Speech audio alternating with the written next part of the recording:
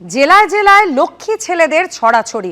এবার মালদার হরিশ্চন্দ্রপুর, যেখানে লক্ষ্মীর ভান্ডারে দুর্নীতির অভিযোগ সামনে এসেছে।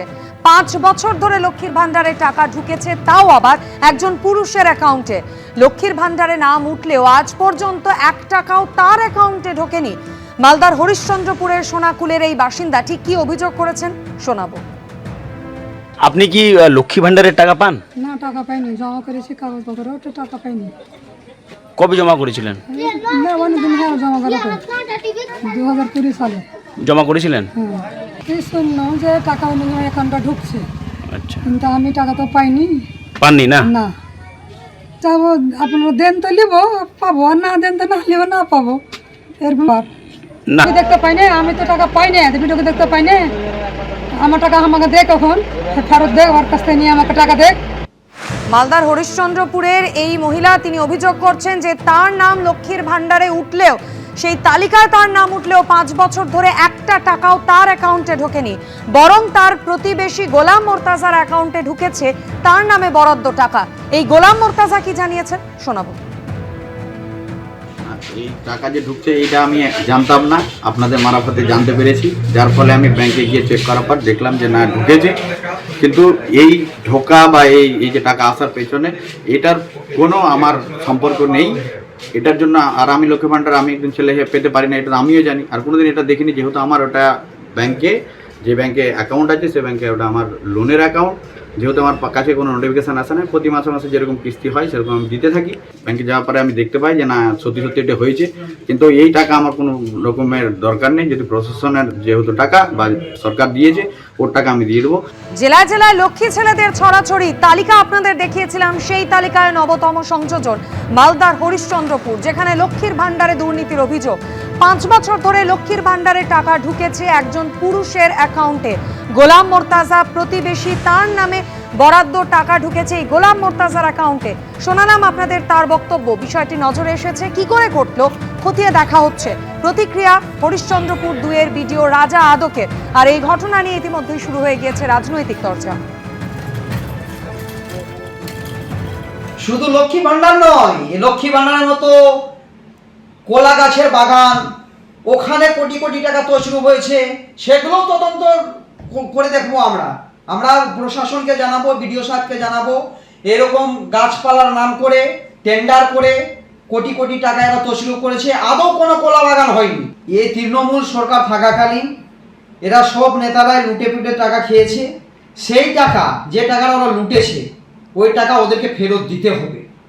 इसका तो मेरा हिसाब से इसको जांच होना चाहिए, और उसको जो भी अगर गलत काम करा हो तो उसको बिल्कुल सजा होना चाहिए। मेरे हिसाब से सरकार को डिसीजन लेके जो भी उसका कर सकते हो सरकार करे। तो गरीब का दोस्त हूँ আমি, তো গরিবের বন্ধু, আমি সবার জন্য কাজ করতে এসেছি, আমি দুর্নীতি করতে আসেনি। আমার যে কোনো পার্টির হোক, সিপিএম হোক, কংগ্রেস হোক, টিএমসি হোক, বিজেপি হোক, যারা দুর্নীতি হরিশ্চন্দ্রপুর করবে ওরা সাজা পাবে। আর ফের একবার লক্ষ্মীর ভান্ডারে দুর্নীতির অভিযোগ নিয়ে গতকাল কড়া বার্তা দিয়েছেন মুখ্যমন্ত্রী শুভেন্দু অধিকারী। যারা লক্ষ্মীর ভান্ডার লুট করেছেন কাউকে ছাড়া হবে না। ডিজিপিকে বলা হয়েছে এসআইটি গঠন করতে। তাহলে তদন্ত কি যেতে পারে কেন্দ্রীয় এজেন্সির হাতে? তেমন ইঙ্গিত মেলে শুভেন্দু অধিকারীর মন্তব্যে। লক্ষ্মীর ভান্ডার লুট করেছেন, মানি লন্ডারিংয়েও এদের কেসকে ট্রান্সফার করার জন্য আমরা ডাইরেকশন দিয়েছি। অবৈধ অনুপ্রবেশকারীরা তো পাচ্ছেন, তার সাথে সাথে হাজার হাজার তৃণমূল কংগ্রেসের নেতা যারা মহিলা নন বা এই কর্মসূচির আওতায় আসেন না, তারা লক্ষ্মীর ভান্ডার লুট করেছেন, সেটা আমরা পেয়েছি। আমরা কাউকে ছাড়ব না। ডিজিপিকে বলেছি সিট গঠন করতে, এবং যেহেতু মানিটারি ডিফলকেশন আছে, মানি লন্ডারিংয়েও এদের কেসকে ট্রান্সফার করার জন্য আমরা ডাইরেকশন দিয়েছি। কেসে অনেক বড় পর্দা ফাঁস হয়েছে। আমরা হিসাব করে দেখেছি, এসআইআরে নাম বাদ যাওয়া এবং এই রাকিবুল, মুস্তাফিজুর, তারিকুলরা মিলে অন্তত 30 লক্ষ ফলস লক্ষ্মীর ভান্ডারের টাকা তুলছেন। 30 লক্ষ গুণিতক 1,500 টাকা করে যদি হিসাব করেন, কত হাজার কোটি টাকা আপনাদের জনগণের টাকা কিভাবে এরা লুট করেছে। এই লুটেরাদের পার্টি এটা তার প্রমাণ। এদেরকে একেবারে গ্রাসরুট থেকে ক্র্যাকডাউন করব আইনের মাধ্যমে। তবে শুধুমাত্র লক্ষ্মীর ভান্ডারই নয়, বিধবা ভাতা, বার্ধক্য ভাতাতেও ব্যাপক দুর্নীতির অভিযোগ।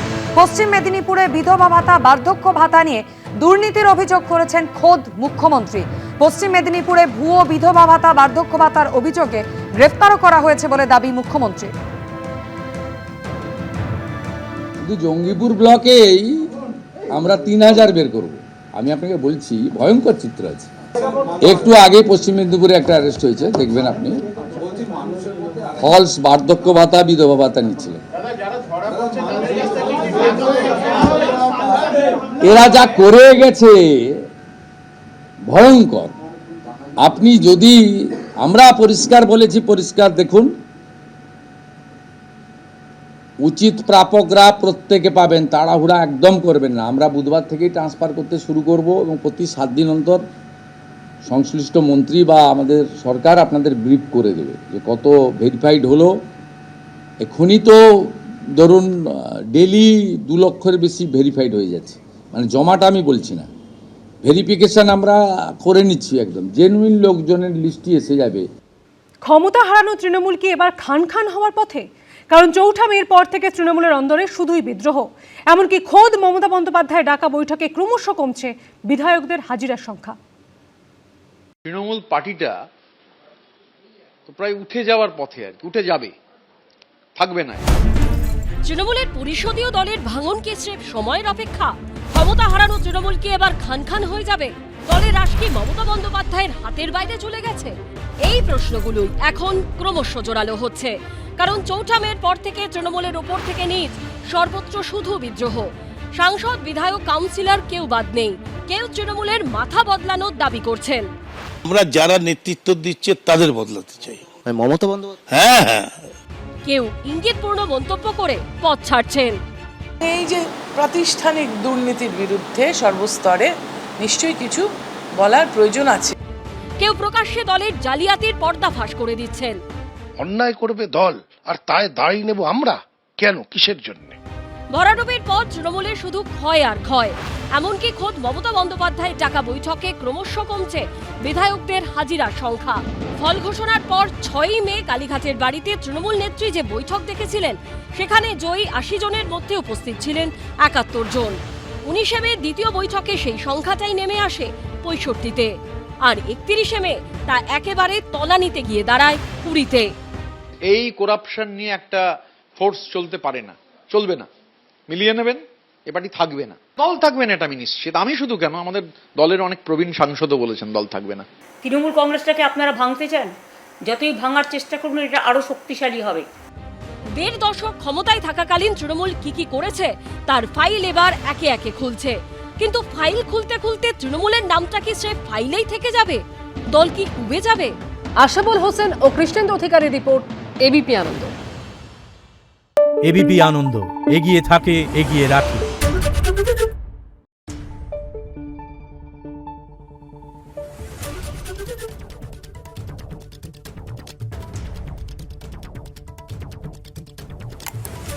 Thank you.